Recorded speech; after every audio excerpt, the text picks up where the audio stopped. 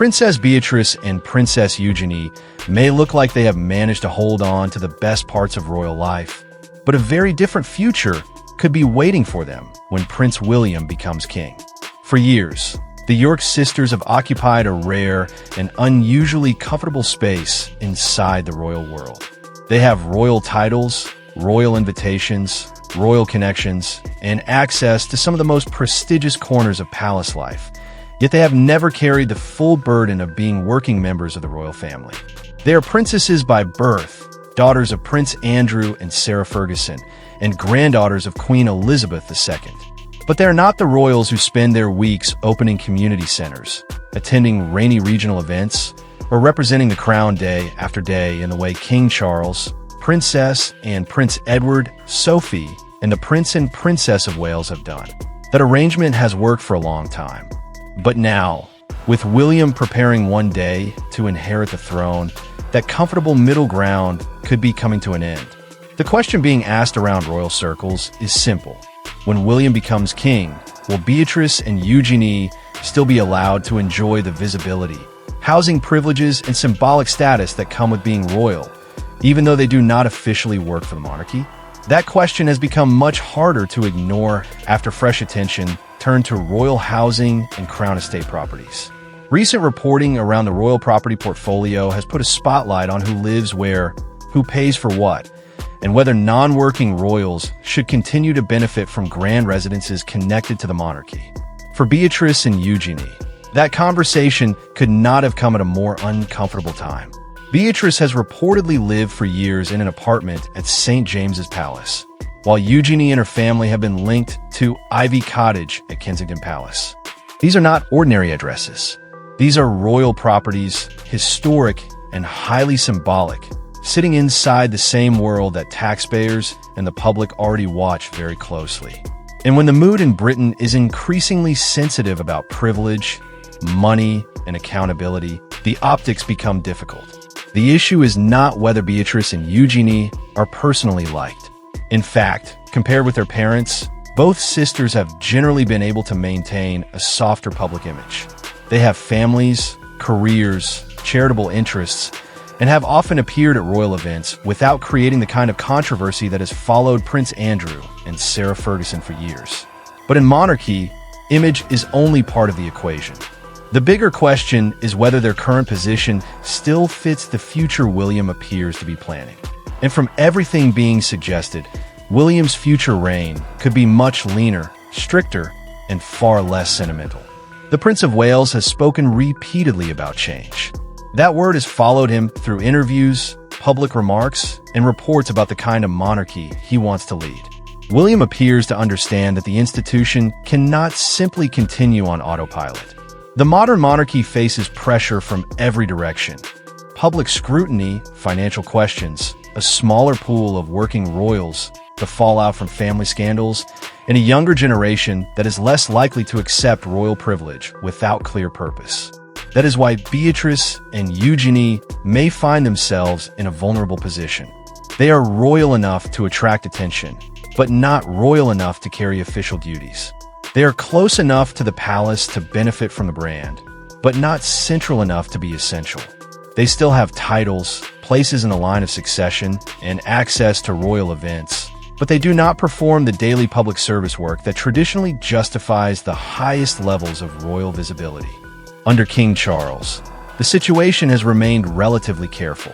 Charles has long supported the idea of a slimmed-down monarchy, but his reign has also been shaped by transition, family illness, and the need to preserve stability after Queen Elizabeth's death.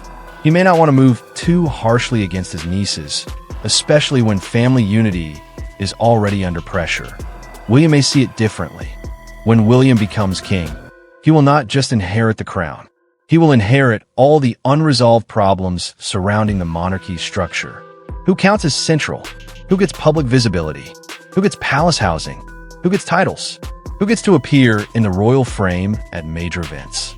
And most importantly, who represents value to the institution?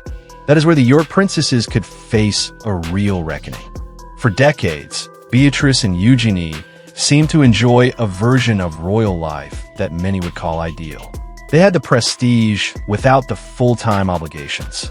They could appear at royal ascot, attend family gatherings, join major ceremonies, and remain visible enough to be recognized, while still living lives outside the daily working royal machine. That balance gave them freedom and status at the same time. But freedom and status do not always survive a change of reign. The housing issue may be the first major sign of what is coming.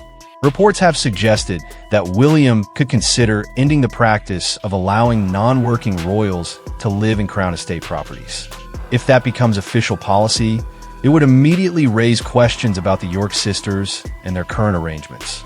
And if William wants to show the public that his monarchy is serious about reform, royal housing is one of the most obvious places to start. It is not difficult to understand why. A working royal living in a royal property can be presented as part of the machinery of monarchy. Their home is often tied to their role, security, and official responsibilities.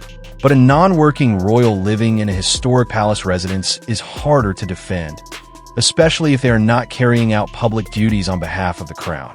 For Beatrice and Eugenie, that distinction could become brutal. They may be princesses, but they are not part of the core working team. And if William's approach is based on function rather than family feeling, then the question becomes whether their current privileges can continue simply because of birth. Titles are another area where the future could become uncomfortable. Beatrice and Eugenie have retained their princess titles despite the public collapse of their father's reputation and status. Prince Andrew's association with Jeffrey Epstein and his wider royal downfall have damaged the York name deeply. Even though his daughters have not been accused of his conduct, they still carry the York identity in a public life. That creates a challenge for the monarchy, especially if William wants to draw a clearer line between working royals and non-working relatives. There has been speculation that William could one day move to restrict HRH styles or titles among royals who do not carry out official duties. Whether that would actually happen is uncertain, because royal titles are complicated and often involve legal, constitutional, and family considerations. But even the fact that it is being discussed shows how exposed Beatrice and Eugenie could be under a more reform-minded king. If William believes the monarchy must be smaller, sharper, and easier for the public to understand, then titles without duties may become a problem. This is especially true when a line of succession is considered. Beatrice and Eugenie remain in the succession, as do their children. That means they sit ahead of some working royals or close to figures who have spent years representing the crown through official engagements. Princess and, for example, has long been one of the hardest working members of the royal family. Prince Edward and Sophie have also taken on a major workload, especially as the number of senior working royals has reduced. That contrast is awkward. On one side, you have royals who do hundreds of engagements and carry the public-facing weight of the monarchy. On the other, you have relatives who hold titles and positions by birth, but officially perform no royal duties. In the old system, that may have been accepted as simply how monarchy works. In William's future monarchy, it may not be accepted so easily. There are also ongoing questions about Prince Andrew's place in the line of succession and whether any formal changes could eventually be explored. If that conversation becomes serious, it could naturally lead to more questions about the wider York branch.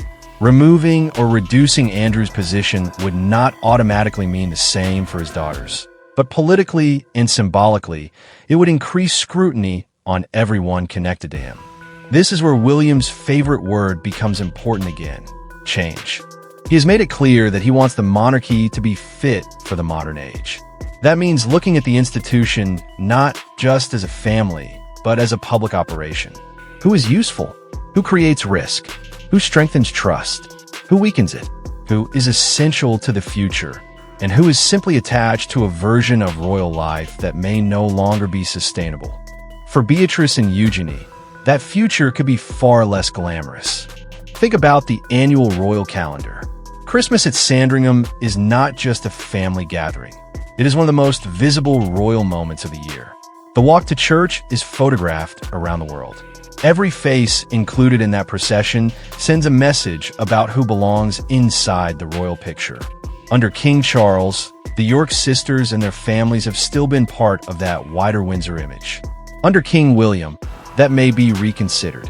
The same question applies to royal Ascot, Balmoral stays, major ceremonies, and other high-profile family occasions.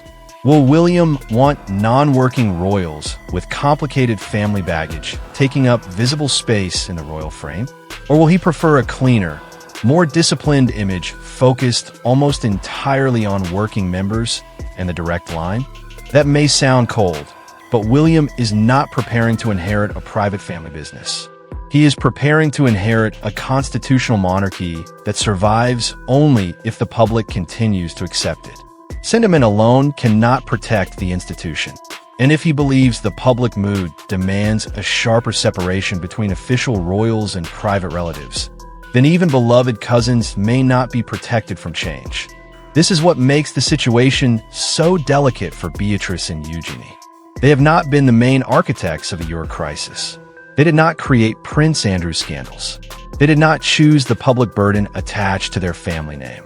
In many ways, they have spent years trying to build normal lives while still belonging to one of the most unusual families in the world. But monarchy does not always judge people only as individuals.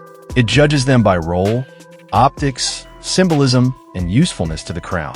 That is why they may be at risk. They are visible enough to be questioned, but not active enough to be defended as necessary.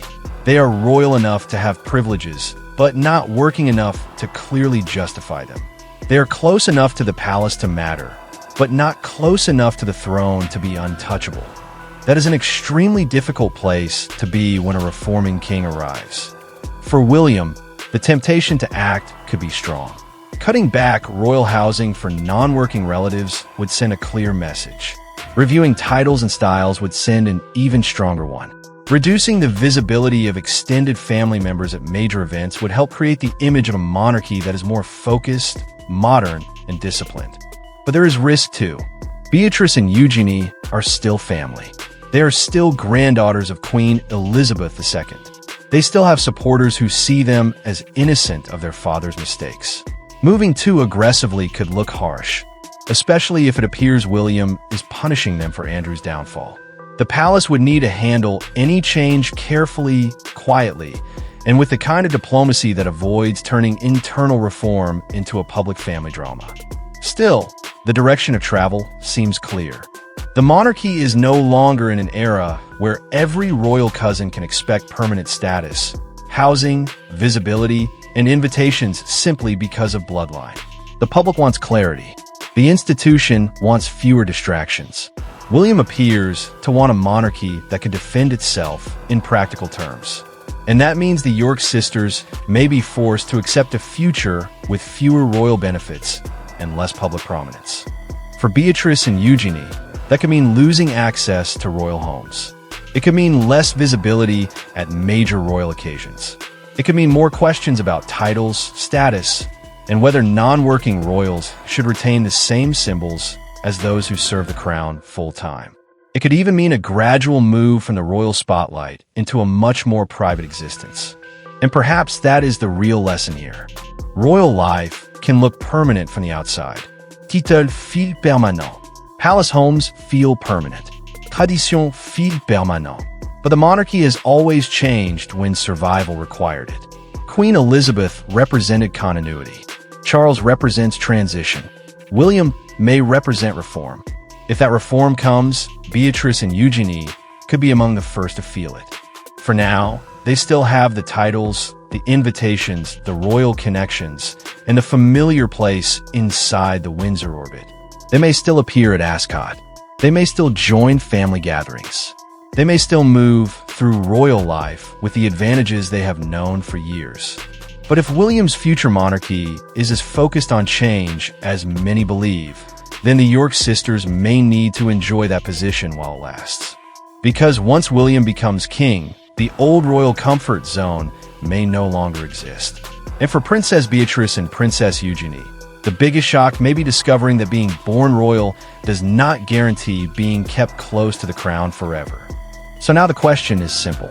Should Beatrice and Eugenie keep their royal privileges because they are part of the family Or should King William draw a hard line between working royals and everyone else? Drop your thoughts in the comments, because this could become one of the biggest royal shakeups of William's future reign.